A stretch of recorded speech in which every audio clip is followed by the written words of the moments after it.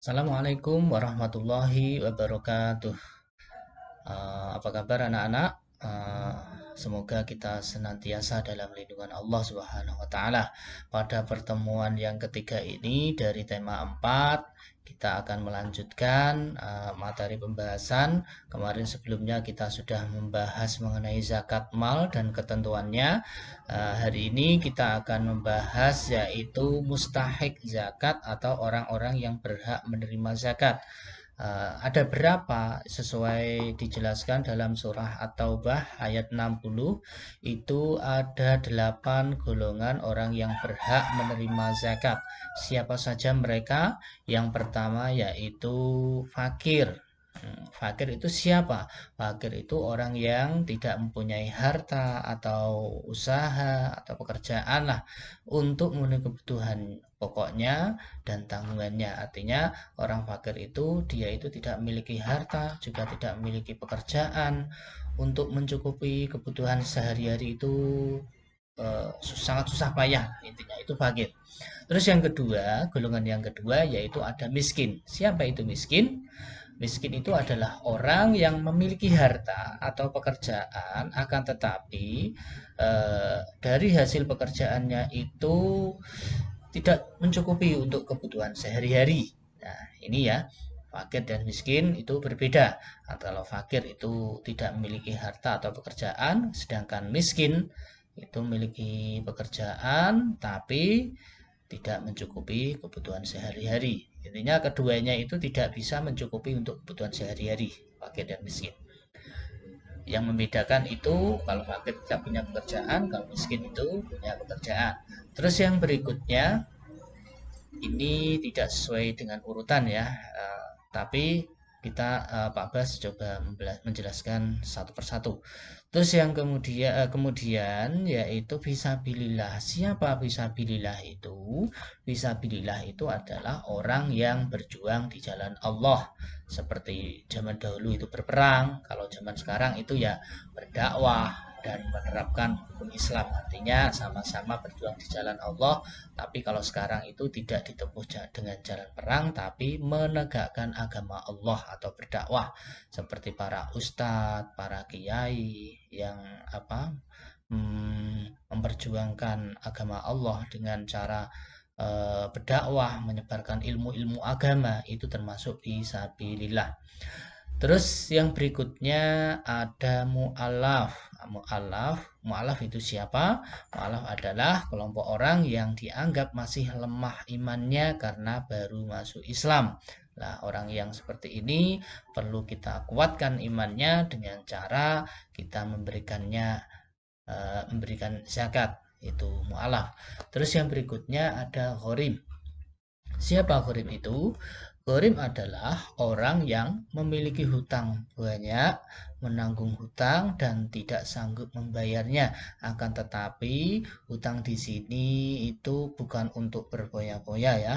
Hutang di sini untuk memenuhi kebutuhan hidupnya sehari-hari. Ya, harus kita bedakan. Kalau hutang untuk berfoya-foya, bersenang-senang itu tidak wajib kita berikan zakat, tapi yang wajib kita berikan zakat itu adalah orang yang berhutang karena untuk mencukupi kebutuhan sehari-hari, itu gharim. Terus yang berikutnya ada ibnu sabil. Nah, ini anak-anak jangan bingung ya, fisabilillah dengan ibnu sabil. Kalau fisabilillah itu orang yang berjuang di jalan Allah, tapi kalau ibnu sabil itu adalah orang yang sedang dalam perjalanan. Artinya perjalanan itu dalam kebaikan. Contoh seperti orang mencari ilmu di pondok itu termasuk ibnu sabil. Kalau di sini dijelaskan ibnu sabil itu orang yang terputus bekalnya dalam perjalanan atau musafir dan para pelajar perantauan. Ya, itu ya. Itu ibnu sabil. Berbeda dengan fisabilillah. Kalau fisabilillah itu orang yang berjuang jalan Allah. Kalau ibnu sabil itu orang yang sedang dalam perjalanan, sama-sama ada sabilnya ya. Anak-anak harus bisa membedakan, harus kalian perhatikan ya. Terus yang berikutnya ada amil zakat. Siapa amil zakat itu? Amil zakat itu adalah panitia, penerima dan pengelola dana zakat. Itu amil zakat. Jadi ketika kita ingin menyerahkan zakat itu boleh diserahkan kepada amil zakat, itu boleh-boleh saja dan sah-sah saja itu panitia zakat. Akan tetapi pada kenyataannya di desa itu kayaknya amil zakat itu masih jarang kita temui. Kemungkinan kalau kita ada di kota itu banyak sekali, biasanya ada di masjid atau di musola atau di tempat umum itu ada panitia zakat seperti itu ya, amil zakat, panitia zakat. Terus yang terakhir ada rikob. Siapa rikob itu? Rikob itu adalah hamba sahaya atau budak ya. Kalau dulu itu ada ya yang namanya budak. Budak itu kalau di zaman Rasulullah itu budak itu beli ya. Kita beli seorang untuk membantu dalam urusan keluarga kita dan lain sebagainya, untuk membantu kita, itu namanya budak. Terus bisa dia merdeka kalau ada orang yang menebusnya, itu budak. Kalau zaman sekarang itu kayaknya tidak ada ya, kalau di lingkungan kita, kalau di Indonesia itu kayaknya tidak ada. Seperti itu mengenai 8 orang yang berhak menerima zakat atau mustahik zakat. Terus yang terakhir ada hikmah zakat. Di sini dibagi dua. Yang pertama bagi muzaki ya, bagi muzaki, bagi orang berzakat manfaatnya itu apa atau hikmahnya itu apa? Yang pertama membersihkan jiwanya muzaki, yang kedua menyempurnakan amalan di bulan Ramadan, terus yang ketiga mendidik berjiwa pemurah, pengasih, penyayang kepada orang yang lemah. Itu. Terus yang keempat sebagai ungkapan rasa syukur kita kepada Allah Subhanahu wa taala atas semua nikmat yang diberikan kepada kita. Terus yang kelima, mendorong bersikap jujur dan bertanggung jawab atas harta yang kita miliki. Terus yang keenam, mengingatkan manusia bahwa harta itu hanyalah titipan dari Allah Subhanahu wa taala. Itu hikmah zakat bagi muzaki. Terus kemudian yang kedua ada hikmah zakat bagi mustahik, bagi orang yang berhak menerima zakat.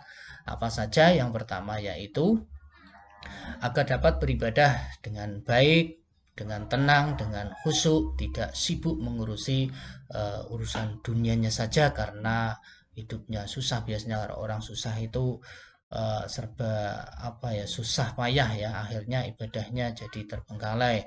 Jadi adanya zakat ini tujuannya untuk membantu mereka agar kebutuhannya tercukupi sehingga dalam beribadah mereka khusyuk. Terus yang kedua meringankan beban ekonomi yang dihadapi. Yang ketiga menghindar mustahik dari perbuatan tercela seperti iri, mencuri, merampok dan sebagainya. Ini bisa saja ya kalau orang miskin, orang yang setiap hari kebutuhannya itu susah, tidak bisa mencukupi, pekerjaan juga susah ya, terlebih pada saat pandemi seperti kemarin itu ya, itu perlu kita bantu orang seperti itu agar apa, mereka terhindar dari perbuatan-perbuatan jahat ya, perbuatan kriminal seperti itu. Terus yang keempat sebagai sarana meningkatkan kesejahteraan masyarakat yang ekonominya lemah, itu yang keempat. Terus kemudian yang terakhir yang kelima yaitu tujuannya untuk menjalin persaudaraan yang erat sesama muslim. Inilah yang disebut dengan apa, hablum minannas ya, tali yang menghubungkan sama manusia. Artinya kita terjalin persaudaraan yang erat, khususnya bagi sesama orang Islam. Kiranya itu dulu yang dapat Pak Bas sampaikan, kurang lebihnya Pak Bas mohon maaf, dan mudah-mudahan apa yang Pak Bas sampaikan pada hari ini bisa memberikan manfaat untuk kita semuanya, amin Allahumma amin. Cukup sekian dari Pak Bas, akhirul kalam, wassalamualaikum warahmatullahi wabarakatuh.